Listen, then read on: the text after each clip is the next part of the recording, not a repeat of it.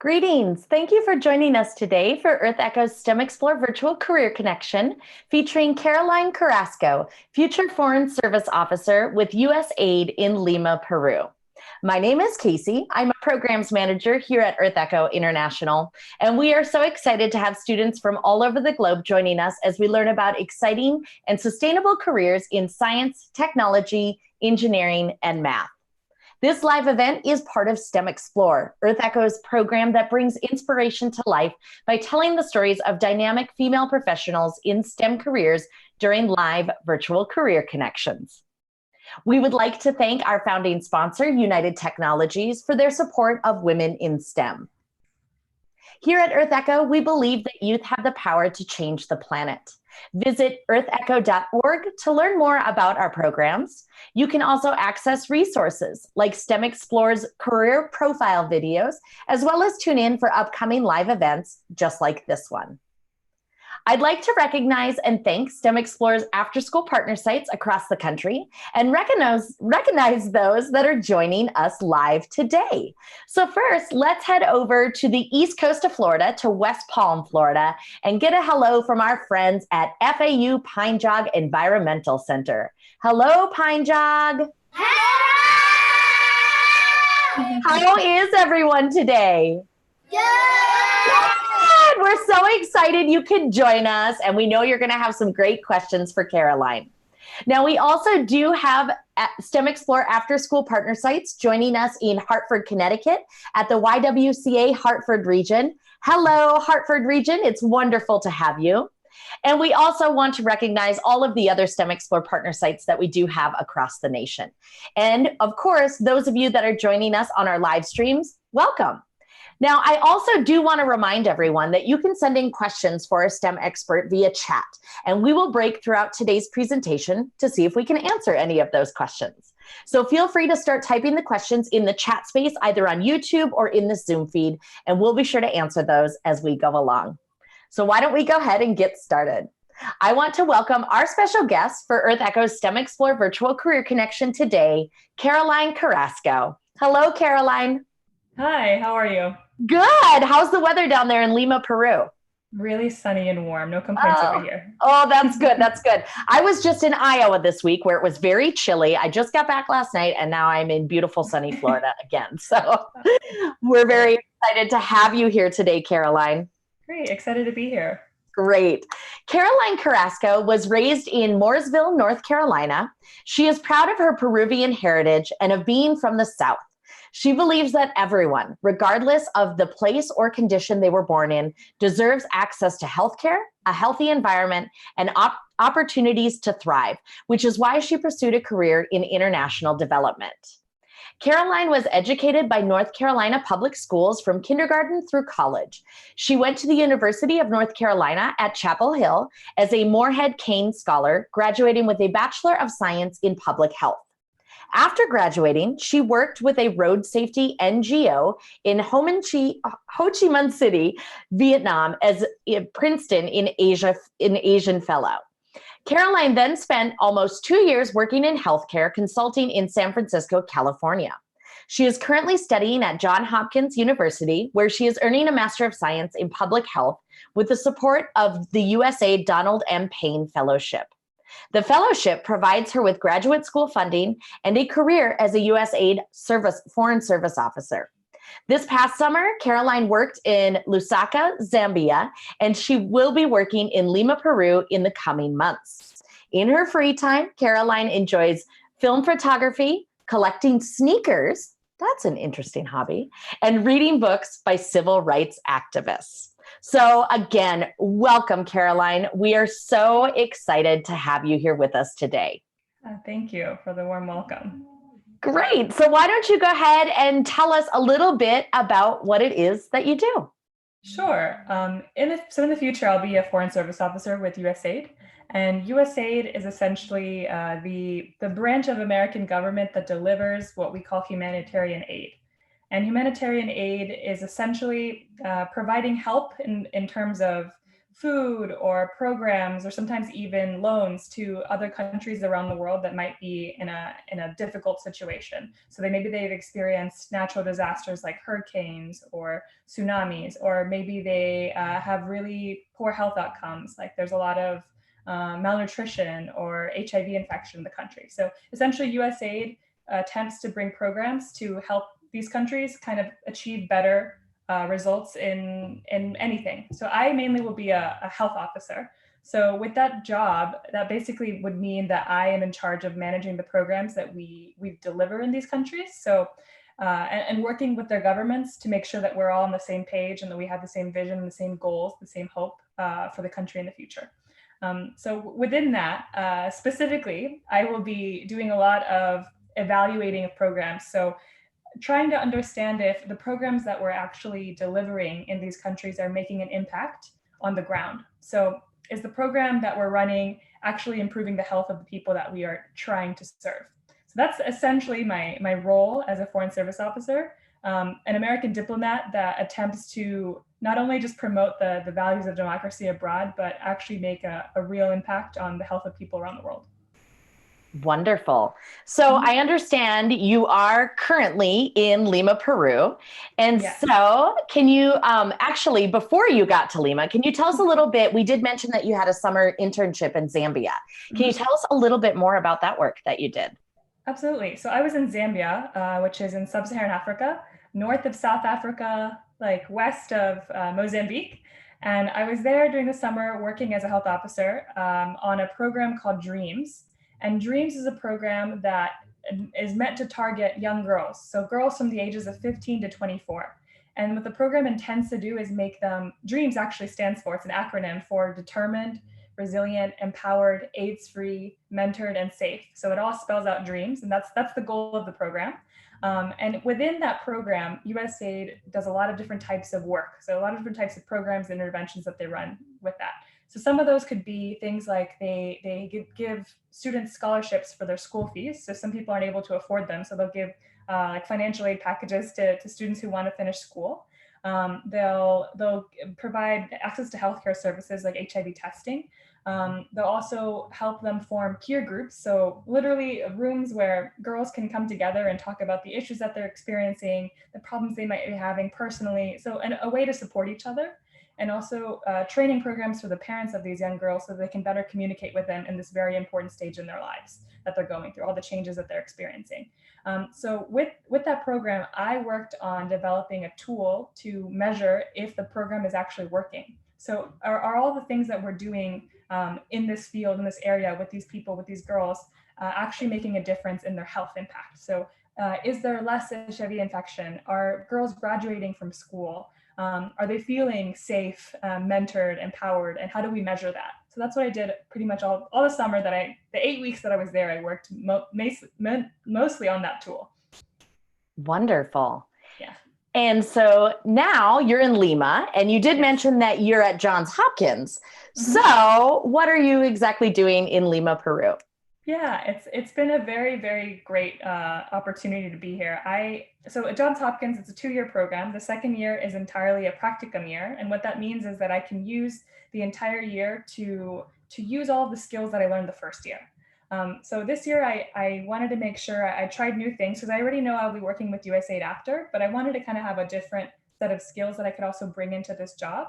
So I decided to apply to work in this innovation lab. I'm actually here right now in Lima, Peru, that essentially what they do is they attempt to create new products and new services for the whole country with the goal of improving the lives of the middle class of Peruvians. And you can see there the photo that it says in Spanish, mejorando las vidas de las familias peruanas. And that translates to bettering the lives of Peruvian families in Spanish.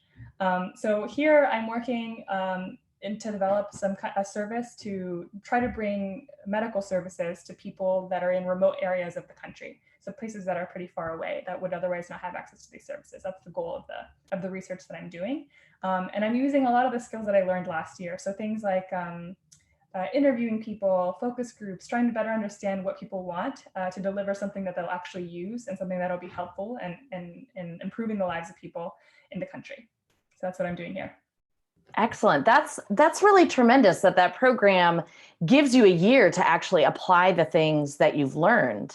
Yeah, that was definitely something I looked for when I was thinking about graduate schools, is making sure I had a chance to actually use everything that I hoped that I had learned the year before. So it was really great. And I can't say enough good things about the program that I'm in at Johns Hopkins. That is wonderful. Great. So, can you tell us a little bit how you got to where you are today? Can you maybe back things up a little bit and tell us where you grew up? Yeah, of course. I am a Southern girl, like you mentioned in my bio. I'm very proud of being from North Carolina. I love everything about the South, from the food, the sweet tea, the biscuits, to the weather, sometimes the humidity even. I really like it. So I'm from Mooresville. I grew up there since I was 4 years old. And I stayed in the same kindergarten through high school, stayed in Mooresville, a graded school district. But my parents are originally from Peru. So that's also part of the reason that I'm in Lima, that I really wanted to return to kind of experience that part of my culture. And so that they were born and raised in Peru and immigrated to the States. So that's a little bit about my background. I went to Mooresville High School. In high school, I played sports. So I was in playing soccer since I was 6 years old until I was in ninth grade. And then I got really into tennis from seventh to 12th grade. I played all through high school. I really loved sports my whole adolescence, my whole teen years. I was into sports a lot. I also did a lot of volunteering. I helped start up this chapter of a tutoring program that existed in my school called Students Tutoring at Risk Kids. So it's students that were both a little bit behind in the learning for their grade, and also students that were a little ahead, to try to stimulate them even more, kind of encourage them to learn even more.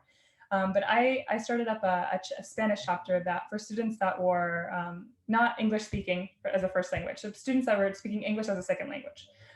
So kids that had maybe just immigrated, or the parents had just brought them. And so it was a really amazing experience to have that, and to try to be a part of that learning process for them. I also volunteered at the Christian Mission of Mooresville, and we had a lot of Spanish clients coming in that people didn't speak Spanish, especially this was back in the mid 2000s. So I'm trying not to age myself too much, but back then there were a lot of people that were moving from Latin America, and there weren't many people that were speaking Spanish. So it was really great that I could be useful in that sense, helping people get the resources that they might need.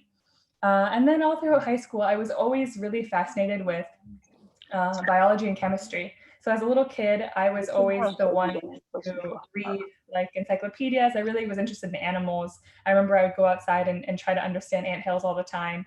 I would love to look at bugs and insects. I was always really interested in science and biology. So I always thought I'd be a vet or a doctor. That was kind of like the idea that I had behind my career one day, when people asked me what I wanted to be when I grew up.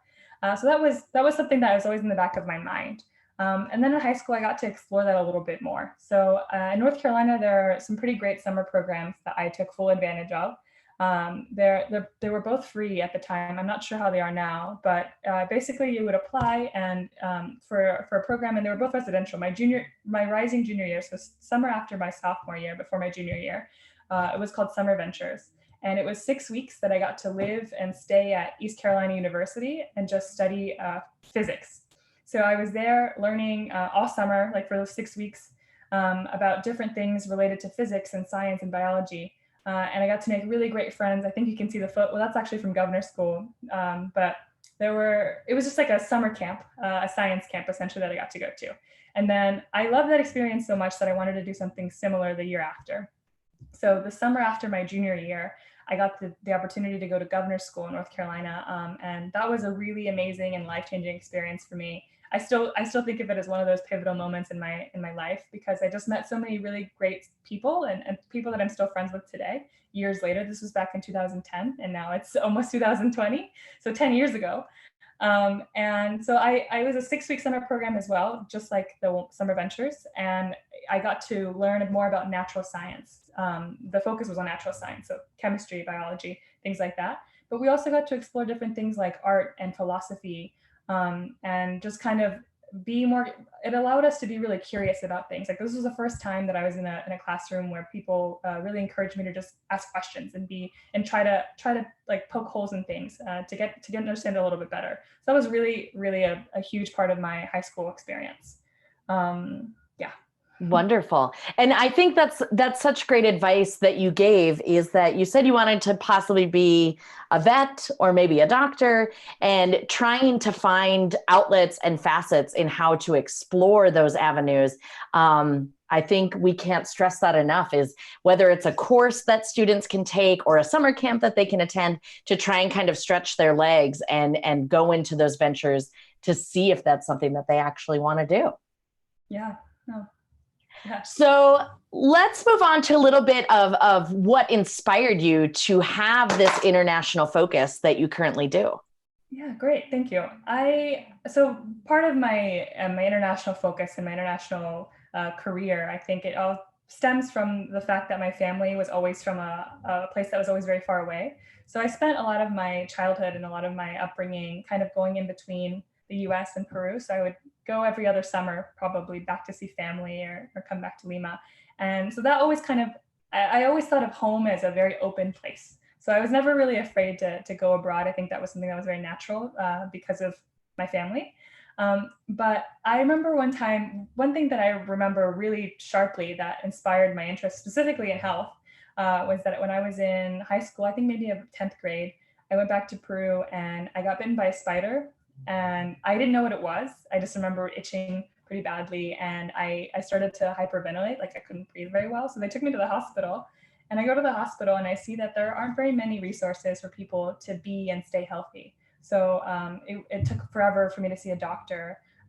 There were a lot of problems with giving me the right medication. They just didn't have it. So there were a lot of resources that just didn't exist. And I thought at that age, just comparing it from my experiences to American healthcare, I thought something was up. I didn't really like that it was so different. And why shouldn't everyone have the chance to have a very great service? So from there, I kind of got interested in this global health concept. I was like, oh, like this could be a career that maybe I could work in. This seems right. So from then, that was my focus, kind of the idea of shifting from something that I can work with one person directly, like a clinical thing, like a doctor, to something more broad. Like, how do I make broad change? So from there, I was very fortunate that I applied to a bunch of different schools, and I ended up getting accepted into UNC Chapel Hill as a Moorhead Kane fellow. Moorhead Kane Scholar. And the Moorhead Kane is a scholarship, a really great one that completely changed my life as well. They provided full funding for all 4 years of school. So it was an entire full ride. They paid for my tuition, they paid for my books, they paid for my housing, and they paid for my summers as well, which is an incredible experience. So any internship that I had or any curiosity that I wanted to explore throughout college was on their dime. Which was really amazing for me because I really got to just kind of see everything and kind of make a better decision of what was right for me. So I took full advantage of that, of this full merit scholarship. So my 4 summers consisted of, basically, the first year was amazing because I got to go backpacking for 30 days in Alaska. You can see a photo there of me kind of reclining back in Talkeetna, the Talkeetna mountain range in Alaska. And that was a really amazing experience because I got to kind of experience what it's like to overcome mental barriers and physical ones. So that was what that lesson taught me. And then the second summer, I got to go to Uganda. I got to go to Jinja, Uganda, where I worked with a community of people who were experiencing problems getting good harvests from their farms because of climate change. So they were experiencing a lot of food insecurity. So our hope was to bring a project that they could do when the harvests weren't good to supplement their income. So how could they make money aside from selling their crops to be able to buy food for themselves or to be able to have more resources? So we worked with them on creating a soap business. So you could see on the right corner, there's a soap. And that was really great.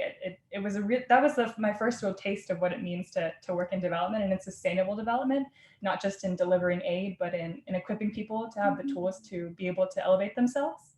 And that really got me hooked in this career, in this field. And then my third summer, I had a really amazing opportunity to go to Switzerland for a semester abroad. So I was there for a semester. And then I applied and I got an internship at the World Health Organization, which is the world's biggest public health organization, where they write and implement and deliver all of the policy that exists in the world about global health. So I got to learn a lot about, you can see me in a meeting there. That's the World Health Assembly in 2013, I believe.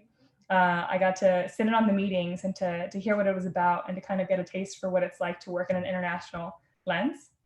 And then finally, my fourth summer, the summer before my senior year of college, I got to work in a consulting company in Washington, D.C., with an organization that basically creates all of the projects um, that USAID monitors. So essentially what they do is USAID gives funds to these organizations to then implement on the ground. And I worked with them on developing the programs. So those are my 4 summers. And I got to really explore kind of all the different facets that public health is made out of to kind of figure out which one I was more interested in. So was it more in the field, or was it more governmental at the policy lens, or was it more implementer? So I think I still had a lot of questions after I finished my 4 years, but it was a really good way for me to get a broad look at what exists out there, what kind of work I could do.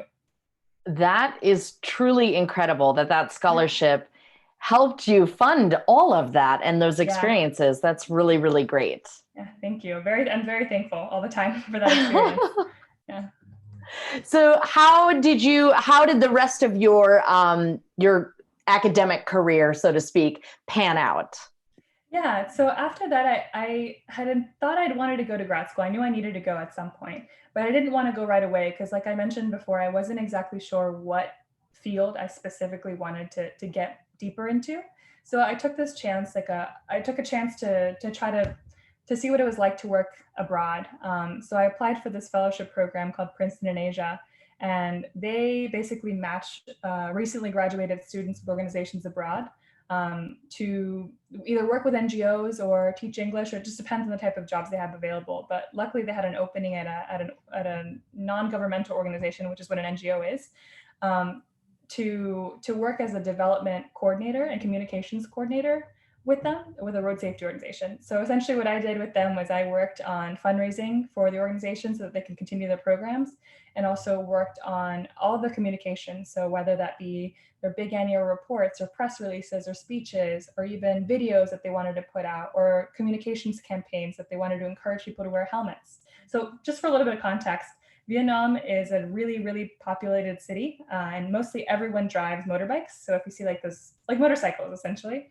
And one of the biggest causes of death in the country is motorcycle accidents. So the work that the organization was doing, the road safety work, was that they tried to lobby the government to implement helmet laws, and they also tried to encourage people to wear helmets and to drive safely. So that was the public health work that I did with them. I was there for a year. But this was also around the time, around 2014, 2015, when the Affordable Care Act was happening in the US. And being in Vietnam really showed me how little I understood about Vietnam. I think I understood that it wasn't where I was from. It wasn't really my culture or community. And I saw an opportunity to go back to my own country, to the US, to see if I could make some kind of difference there, especially because I understood it a little bit better. So I wanted to go back and see if I could work in domestic healthcare, which is not something I'd ever thought about doing before. You saw all my experiences in college were all abroad. Vietnam was abroad, but I wanted to try it out and to see what maybe that was something that I could really work on for the rest of my life. I thought maybe. So I went back and I worked in San Francisco for almost 2 years, doing the Affordable Care Act tool development work. So working on how do we measure the costs of a procedure, and how do we standardize it around the country so that we can be able to give Medicare and Medicaid to the people that need it for years to come. So that was the work that I did for almost 2 years, but I always found myself being more and more interested in international work. I remember I'd be sitting at lunch and I'd be looking at things at the UN or the WHO. So I kind of knew that my heart wasn't really in domestic healthcare, and that I always wanted to go back and work abroad. So that's when I decided, okay, well, now that I've explored this a little bit more, this is a good time for me to go back to get my master's degree. So I started applying, and fortunately got accepted into Johns Hopkins. And also, even more fortunately, I got a really great fellowship called the USA Donald M. Payne International Development Fellowship, which funds my graduate school education and gives me a job for 3 years, for a minimum of 3 years after I graduate, with USAID as a foreign service officer. And this was a dream come true because, again, my school is sponsored, I don't have to pay, and it was an incredible opportunity to work with the US government in foreign assistance, which is a really amazing and unique opportunity and experience that I'm really excited to have after graduating in May. So yeah, that was my trajectory after college, and that's where I am now, and here I am in Lima. All right, that's awesome. Thank you so much, Caroline. What a storied journey that you've had, and it's really interesting that that spider bite was the thing that really got you interested in thinking about universal health care. So that's great.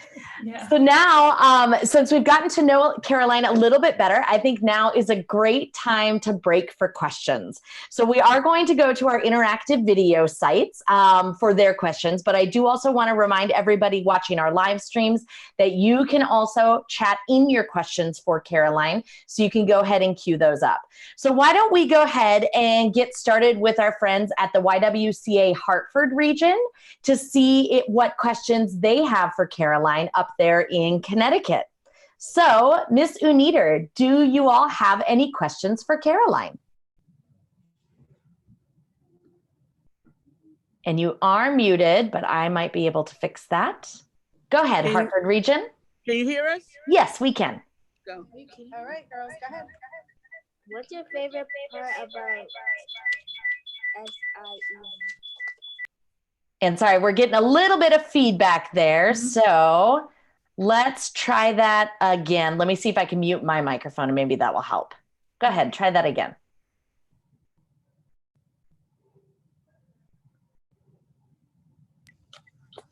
Did you hear that? We did not. What's your favorite in the camera? What's your favorite part about STEM? Favorite part about STEM. Favorite Yes. part about STEM? Was that the question? Yeah. Great question. Yeah. Go ahead, Caroline. What is your favorite part about STEM? That's a really interesting question, because I think I'm in a very a part of STEM that isn't typically seen as STEM, because I think public health isn't as like chemistry and biology. That's seen as like a hard science. But I study the social sciences, which is also STEM because it also works a lot with statistics. But my favorite part about it is that it's exploratory. It's always changing, and you're allowed to be curious, and you also have the ability to figure out what's happening. So for me, that means like what I'm studying now at Hopkins is social and behavioral sciences. So if I see something and I want to understand more about it, I can apply the scientific method to understand it better and to have it very clear and laid out, and to learn about what I actually want to understand. I don't know if that makes sense, but I love that there's a process to figuring it out, and that you can achieve it. So that's my favorite part about STEM. That was a great question. All right, YWCA Hartford region, do you have another question for Caroline?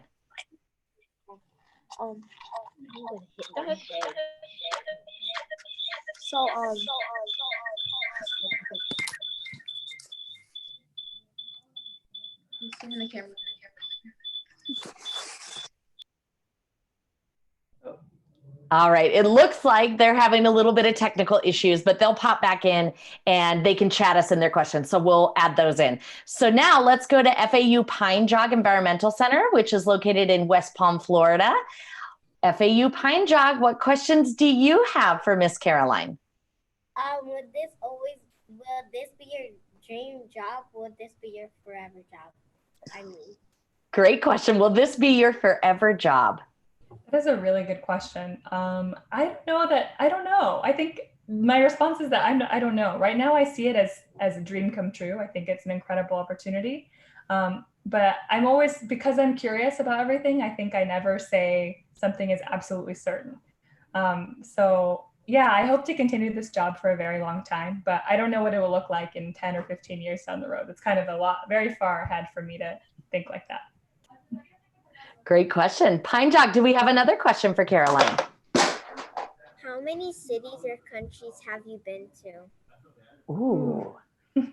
That's a good question. Wow, I'd have to count. Right now, I think my count of countries is over 21 that I've been to so far. And it's really a dream come true. I'm very grateful and very fortunate to have these experiences, especially because I'm 26 years old. So I feel like that's quite a lot for how young I might be, even though I think to a lot of our viewers, I'm a little bit older than them.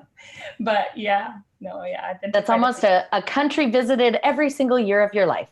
Maybe, almost. That's almost. Pretty amazing. Yeah. All right, Pine Jog, what other questions do you have for Caroline? Have you faced any difficulties in your job? Oh, that's a good question. Yeah, I think it's really hard for as much as I dream about being abroad and working abroad, sometimes it's a little bit tough to be away from home.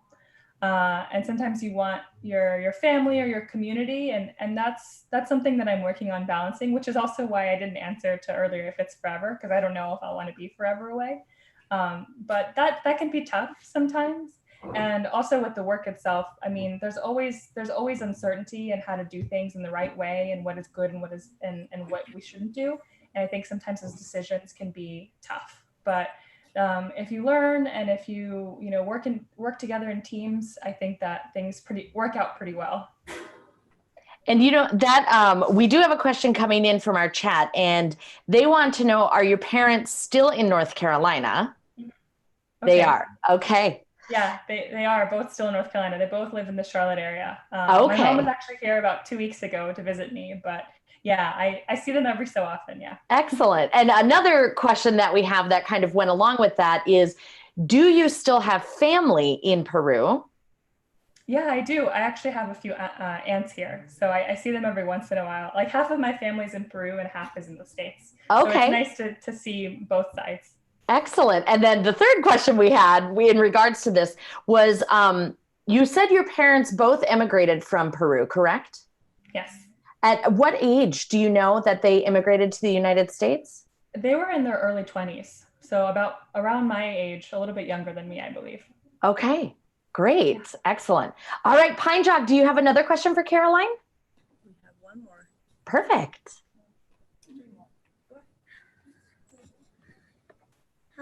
How is it like being in Peru? Oh wow, that's a great question. I have been coming to Lima since I was a little girl, but I've never been alone here without my parents or my family. So this is a very new experience for me too. But it's really lovely. I think the best thing about being here is not just seeing my family, but it's also, this is kind of a funny thing that I like to say, is that Peru is really good food. I think this year it won best cuisine in the world for the 8th year in a row. So I eat here all the time. It's so good. The food is amazing. It's really sunny and beautiful. So living in Lima has been nice, and it's also on the beach. So I get to walk outside my apartment and I can walk along the beach every night and feel the ocean and eat really well and also see my family. So it's been really lovely. It's been great. That is awesome. Well, great questions, Pine Jog, and great questions, YWCA Hartford region. We'll come back for another round for questions. And again, if you are on our live streams, go ahead and chat those questions in for Caroline. So Caroline, to continue on a little bit more about your story, can you tell us some realities of the career that you're in? For example, what kind of personality fits in with this job, and what kind of salary can people expect to make? Yeah, great questions. So people that are in this field come from all different walks of life. So some people were people that worked in laboratories, or some people were people that were politicians, or some people were teachers, or it just really depends on the person. But something that everyone have in common is that they all are very much interested in living and working abroad. They have some sort of experience working in low resource settings. And most of them have a graduate degree in a subject in international development. So whether that be in public health, or that could be in sustainability, or that might be in architecture, or that might be in like global economics. So something related to the international development world is typically people have a degree in that. And also, I think the most important thing about anyone that's interested in this kind of work is that you have a passion for trying to work to create opportunities for people to thrive and be healthy and successful. Because that's the goal of the whole team. All of the work that we do is to try to do that for people around the world. And on average, you can expect to earn around $88,000 or $89,000 a year. Excellent. And that's not too bad. You've had luck with a lot of fellowships and scholarships. Yeah. And so throughout STEMExplore, we like to talk a lot about kind of how much money it takes to go to school, and how you get that money, and where you look for opportunities like scholarships and fellowships. So with your journey, things that you've told us, that seems to put you in a really good position, and we're really excited to hear that for you. Yeah, thank you so much. Yeah, I absolutely understand. And that's why I think it's important to look high and low for anyone that can help sponsor your schooling. And I've been very fortunate. I recognize that to have the freedom of not having debt related to school, and to be able to come into this without that. But absolutely. Yeah, That's great. So here at EarthEcho, Caroline, we believe that we can act now for a sustainable future. Now, it seems pretty evident of how your career contributes to a sustainable future, but can you expand upon that a little bit? Sure. So the basis of all of the work that we do at USAID is to implement the Sustainable Development Goals. And these are goals, I think there are 17 goals that were all signed off by 193 nations around the world, the UN member states, in 2015. And what they are is they're a set of goals, a call to action. So like a promise or a goal that everyone set to promote peace and prosperity for people and for the planet. So as U.S. partners, USAID, works around the world to tackle some of these problems that, like child and maternal death and hunger and gender inequality and climate change. And USAID is really focused on trying to have a holistic approach to achieve these sustainable development goals. So we want to make sure that we respect the priorities of the communities and the countries that we're trying to serve and help. So that's basically the gist of the sustainability focus of the work that I do. Wonderful. And do you have any words of advice for students tuning in today? Absolutely. So my three big things are to be bold and to be brave and to be curious. And what I mean by that is that it's really important to enjoy, first of all, your life, but also I know that you'll be good at things that you love to do. So if you can channel those interests and those hobbies into the work that you do, that's even better. Another thing with being bold is that I think you should always shoot your shot, is what I like to say. So even if you don't know someone, or even if you don't have a connection to someone, send them an email and ask them a question about their job or an opportunity, because more often than not, people are very flattered and excited to help. A lot of the things that I've done in my career and in my life have been because I just sent someone an email and asked to see what opportunities they might have. This job actually I got entirely because I sent an email I found an email on their website. I sent them an email, I told them who I was, and here I am a few months later. So often you just have to be bold and kind of know that you can help, you can do it, and believe in yourself. And so part of that is also being brave. And sometimes you might be scared, you might not think you can do it, but if you're brave and you have some grit and you do your work, and anything is possible, right? So I think that those three things are really my takeaways from this talk that we're having today. Wonderful. One last thing that I would love to mention is that it's really, really helpful if you can find a mentor. So if you're interested in some of the work someone does, reach out to them and see if they might be able to help you in your journey to being something similar or working in the same field as them. So that's another tip that I can give before we sign off. I think those are excellent words of wisdom. We've talked about networking a lot with STEMExplore, and to not being afraid to reach out to people, even if you don't know them. So that's great. Well, wonderful. Well, now let's do another stop for our last round of questions. So again, you can type those into our chat space, but we're going to go live to our friends in West Palm, Florida to wrap things up at FAU Pine Jog Environmental Center. So FAU Pine Jog, what questions do you have for Caroline? Do you have any siblings? Do you have any siblings? That's a great question. Yeah, I do. I have an older brother. He is almost 6 years older than me, and he lives and works in Charlotte. So that's, very different career paths. He stayed at home. Excellent. Pine Jog, do you have another question for Caroline? Does it snow where you are? That's a great question. Does it snow where you are?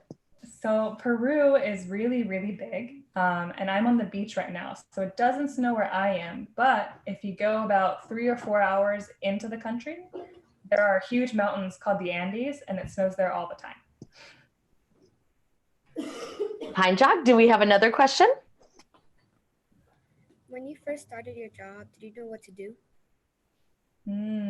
That's a really good question, because right now I am starting something very new. I'm in a new field. I work in design thinking now, and I've never done this before. So actually right now I don't really know that much, but I'm learning and I'm really excited to learn. And I know that I have the skills to do it well. It's just about how to do it. So I think that we're all a little scared sometimes when we try something new, and I'm a little scared sometimes when I try something new, but if I just keep at it, I think I'll be good at it. So Sometimes no. Sometimes you don't know, but you just try. And that's how it works out. Be bold, be brave, be curious, right? Exactly. All right, Pine Jog, let's take another. How much do you get paid? Oh, here we go. How much do you get paid? And I can back up to that slide where we talked a little bit about that.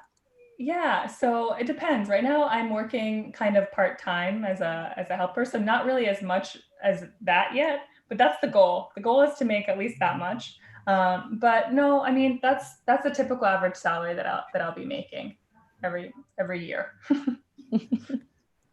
Pine Jog, do we have another question? Anybody else? I think we're one more. One more. One more. Have you? I see. Okay. Never mind. No? Oh, one more. One more? Okay. Was something ever so hard that you couldn't fix? Oh, was something ever so hard that you couldn't fix? That's excellent. I think I honestly can't remember a time that I didn't feel comfortable reaching out to someone else if I couldn't do it. And I think that's the most important thing is if you feel like you're panicking or if you're in a situation that you don't know what to do, there's usually someone else that does. So always ask for help and don't be afraid of asking for it. So yeah, that's my piece of advice on that. If that ever happens, I know who to ask for help. That's great. All right. Did you remember your question? Yes. All right. Do you feel comfortable? Because I was gonna ask, are you the only girl working at your job, and do you feel comfortable there? That's a good question. So something really unique about the work that I do in public health in general is that it's a field that is mostly women. So in public health, there's a lot more women, but right now in the work that I'm in, I work in a design company. It's about half and half. So I would say right now things are looking good. Things have been changing. So right now I don't feel too uncomfortable. I don't really feel uncomfortable being a woman in where I work. So I think that's pretty good. That is excellent. Great questions, Pine Jog, and great questions, everyone out there. Thank you so much for tuning in. Oh, we have one more question from our chat, Caroline, and it's a pretty easy one, possibly.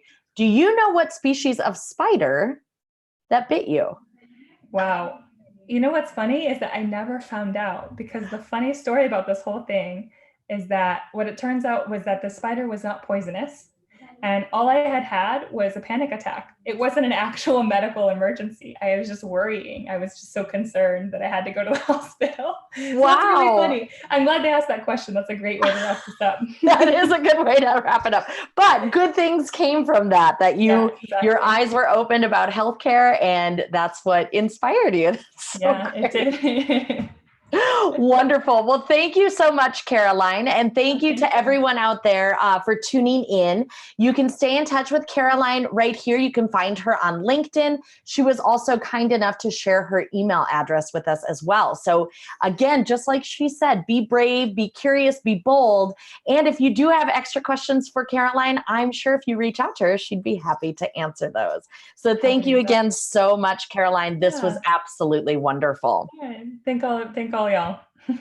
And thank you, everyone, to the STEMExplore After School partner sites and classrooms that have tuned in live today, especially our interactive sites. Everyone had fantastic questions. Now, EarthEcho has some exciting opportunities coming up. STEMExplore will continue this week. In fact, we're wrapping up our 2019 season this week. So please be sure to check out our virtual career connections tomorrow and Thursday that will feature women in STEM professions. So again, if you visit our website, www.earthecho.org, you can see the rest of our lineup for 2019, and that's where you can sign up to register. And you can register, watch our live streams, and chat in with our guest experts as well. Of course, you can stay in touch with STEMExplore and EarthEcho through all of our social media channels, as well as, of course, that website that we have been mentioning, earthecho.org. A huge thank you again to our wonderful STEMExplore mentor, Caroline, and to United Technologies for their tremendous support of this programming. So on behalf of EarthEcho International, thank you all for joining us, and keep exploring. Bye-bye, everyone.